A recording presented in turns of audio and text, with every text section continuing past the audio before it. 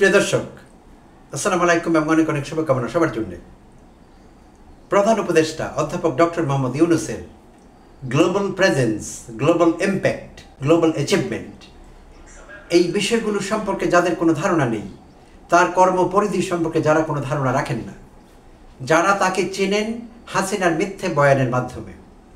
প্রিয় দর্শক, আপনাদের জানা আছে এই দেশে গত 15-16টি বছর অধ্যাপক ইউনূসের বিরুদ্ধে হাসিনা রাষ্ট্রযন্ত্র ব্যবহার করে, তার সমগ্র আওয়ামী বাকশালী নেতৃবৃন্দকে ব্যবহার করে যেই মিথ্যাচার করেছেন এবং যে বয়ান তৈরি করেছিলেন, একটি মিথ্যে বয়ান, সেই বয়ানটি তিনি গোয়েবলসীয় কায়দায়, হিটলারের প্রচার সচিবের কথা আপনাদের জানা আছে, গোয়েবলস বলছিলেন একটি মিথ্যাকে বারবার প্রচার করো, প্রচার করতে করতে একটা সময় লোক সেই মিথ্যাকে সত্য বলে স্বীকার করবে এবং মেনে নেবে। তাই হয়েছিল। হাসিনা সাকসেসফুলি এই কাজটি পার্টলি হলেও সম্পন্ন করতে পেরেছিলেন। মিথ্যাবাদী হাসিনা অধ্যাপক ইউনূসের কর্মপরিধি সম্পর্কে অবগত ছিলেন। তিনি জানতেন ইউনূসকে, তার গ্লোবাল ইম্প্যাক্ট কী এবং কতটা মর্যাদা সম্পন্ন এই মানুষটি, তার অবদান কতটা অন্য পর্যায়ের, অন্য উচ্চতার, কিন্তু জেনেও হাসিনা মিথ্যাচারগুলো করতেন। হাসিনা সারাক্ষণ তাকে গালিগালাজ করতেন, তাকে রক্তচোষা, সুদখোর নানা নামে তাকে ডাকতেন এবং তাকে হয়রানি করবার জন্যে একের পর এক মামলা রুজু করে তুলছিলেন হাসিনা তার বিরুদ্ধে। নির্লজ্জভাবে সারা বিশ্ব সেটি প্রত্যক্ষ করেছে এবং তাকে শারীরিক মানসিক নানাভাবে হয়রানি করেছেন। যেদিন যেদিন তার শুনানি থাকতো ঢাকায় কোর্ট আদালতের, সেখানে 7 তলা 8 তলা বিল্ডিংয়ে তাকে পায়ে হেঁটে উঠতে হতো। এই 84 বছর বয়সের একজন মানুষ, তাকে পায়ে হেঁটে 7 তলা 8 তলায় উঠতে হতো। কারণ যেদিনই তার শুনানি থাকতো, কোর্ট হিয়ারিং থাকতো, সেদিন লিফট কাজ করতো না। অন্যদিন করতো, কিন্তু সেদিন করতো না। এবং বিশেষ সময়ে যেদিন অধ্যাপক ইউনূসের লিফট দরকার হতো, ওই দিন অলৌকিকভাবে লিফটগুলো বন্ধ হয়ে যেত, অকার্যকর হয়ে যেত। তো এইভাবে যত রকমের অন্যায় আছে হাসিনা তার উপর করেছিলেন এবং সর্বোপরি একটি মিথ্যে বয়ান আংশিকভাবে হলেও এস্টাবলিশ করতে সক্ষম হয়েছিলেন। তাই দেখা যায় এই দেশের বাচ্চা বাচ্চা ছেলেরাও, যাদের বয়স 15, 16, 17, 18, ছাত্রলীগের কর্মী ছিলেন যারা, তারাও মিথ্যে কথা বলছে অধ্যাপক ইউনূসের নামে। তাদের অনেককে আমি জিজ্ঞেস করেছি তারা ইউনূস সম্পর্কে জানে কি না। তারা জানে না। তারা শুনেছে ইউনূস সাহেব সুদখোর। কার কাছে শুনেছে? হাসিনার কাছে, আওয়ামী লীগের নেতাদের কাছে শুনেছে, সরকারি অফিসারদের কাছে শুনেছে, যারা রাজনৈতিক বক্তব্য দিচ্ছিলেন, সচিব থেকে শুরু করে অনেকেই। তো এরকম একটি মিথ্যা বয়ান যখন তৈরি করেছিলেন হাসিনা, তখন অনেকেই অধ্যাপক ইউনূস সম্পর্কে ভুল ধারণা নিয়ে বড় হয়েছে। এই প্রজন্মের অনেকেই, বয়স্কদের অনেকে সেই বয়ানই বিশ্বাস করেছে। তারা এর বাইরে এখনও আসতে রাজি নয়।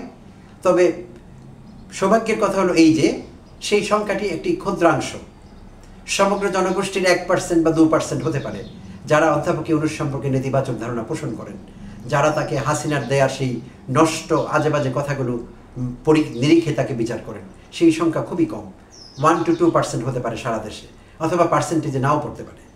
বেশিরভাগ লোক অধ্যাপক ইউনূসের ইমেজকে সম্মানের চোখে দেখেন, তার ব্যক্তিত্বের দৃঢ়তা, তার বিশালতা, তার গ্লোবাল ইম্প্যাক্ট, তার অ্যাচিভমেন্ট, সব কিছু মিলিয়ে এই দেশের বেশিরভাগ জনগোষ্ঠীর একটা বড় অংশ তাকে ভালো চোখে দেখেন এবং তাকে আগামী সরকারে দেখতে চান, অনির্দিষ্টকালের জন্য দেখতে চান কেউ। সেগুলো এখন অনেক পুরনো কথা। গত কয়েক মাস থেকে এইটিই চলছে। এই দাবি সাধারণ মানুষের কাছ থেকে উঠে এসেছে। আমরা অধ্যাপক ইউনূসকে চাই, আরও দীর্ঘদিন চাই, 5 বছর চাই, আজীবন চাই। এটি মানুষের দাবি।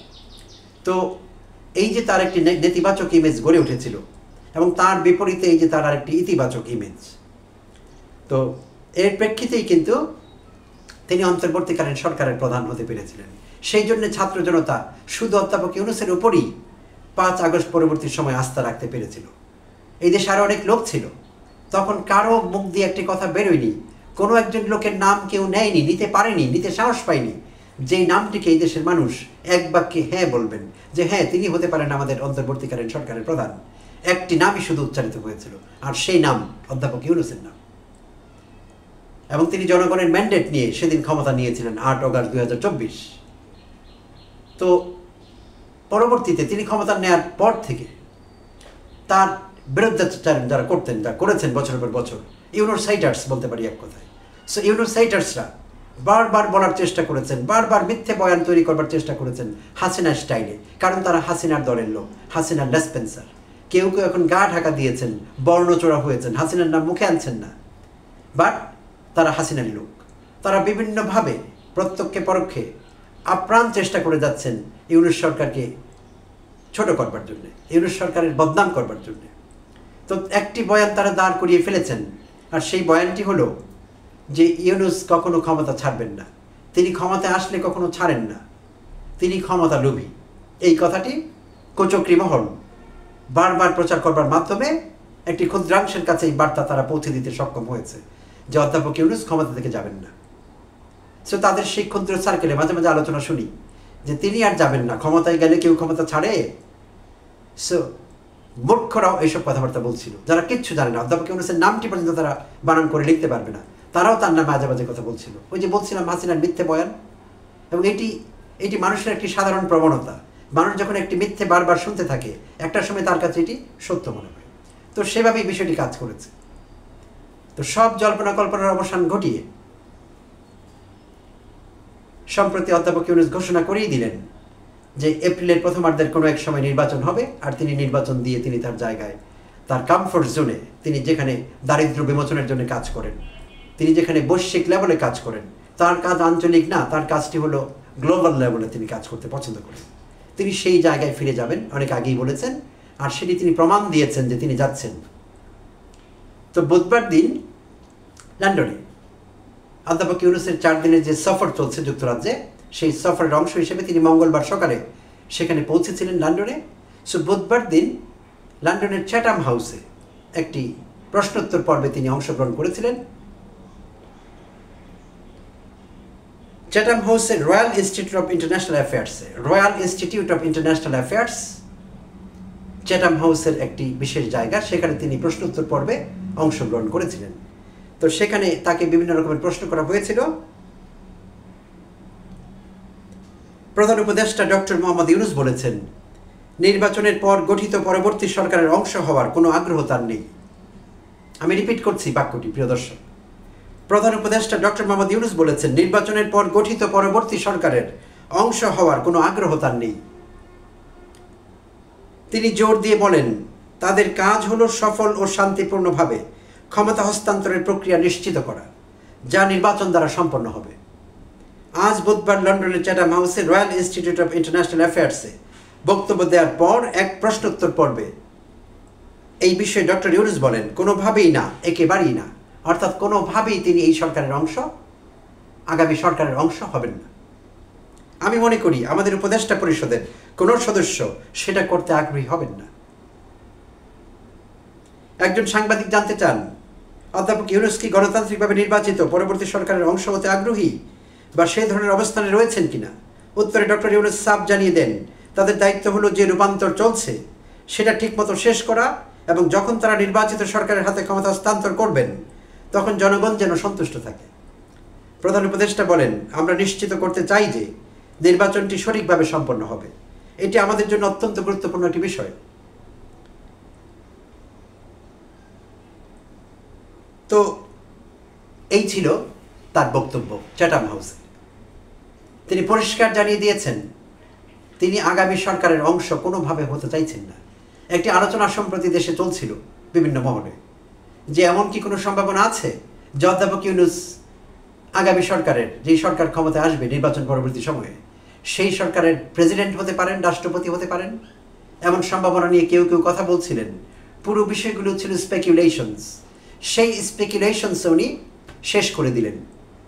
তিনি পরিষ্কার বলে দিলেন, কোনোভাবেই না, আন্ডার নো সার্কামস্টেন্সেস কোনোভাবেই তিনি আগামী সরকারের অংশ হবেন না। সে কথা তিনি আগেও বলেছেন যে এটি আমার কাজ না, আমি যা করছি আমি এই কাজের লোক না। আমার কাজ দারিদ্র্য বিমোচন, আমার কাজ মাইক্রো ক্রেডিট, আমার কাজ সামাজিক ব্যবসা বা সোশ্যাল বিজনেস। আমি আমার জায়গায় কমফোর্টেবল, আমি আমার জায়গায় থেকে অবদান রাখতে চাই। তিনি বলেছিলেন সে কথা, কিন্তু আমরা মানতে রাজি হইনি। আমাদের মধ্যে যাদের ধৈর্য কম, যাদের খিদে সর্বগ্রাসী, তারা বারবার এই বয়ান করার চেষ্টা করছিলাম, বানাবার চেষ্টা করছিলাম। এর মধ্যে রাজনীতিবিদরাও বেশ যথেষ্ট পরিমাণেই অবদান রেখেছেন। আমি এখানে লুকাবার কিছু নেই। বিএনপির প্রত্যেকটি কেন্দ্রীয় কমিটির সদস্য, স্ট্যান্ডিং কমিটির সদস্য, প্রত্যেকটি উচ্চ পর্যায়ের নেতৃবৃন্দের প্রত্যেকটি ব্যক্তি অধ্যাপক ইউনূসকে ছোট করে কথা বলেছেন। তিনি ক্ষমতার থেকে যাবেন না, তিনি ক্ষমতাকে দীর্ঘায়িত করবার চেষ্টা করছেন, তিনি কোনোভাবে আরও 1 বছর থাকা যায় কিনা, আরও 2 বছর থাকা যায় কিনা, 29 সাল পর্যন্ত থাকা যায় কিনা, এইসব বয়ান হাজির করছিলেন বিএনপির নেতৃস্থানীয়রা, একেবারে টপ লেভেল থেকে কেউ বাদ নেই।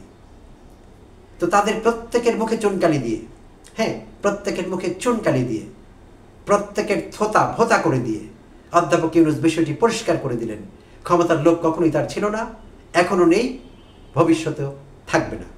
তার উপর অর্পিত দায়িত্ব তিনি ঠিকভাবে সম্পন্ন করে তিনি তার জায়গায় ফিরে যাবেন, এবং এটি ঘটবেই, এর ব্যতিক্রম কিছুই ঘটতে পারে না, ঘটবার কথাও ছিল না। ধন্যবাদ দর্শক, ভালো থাকবেন।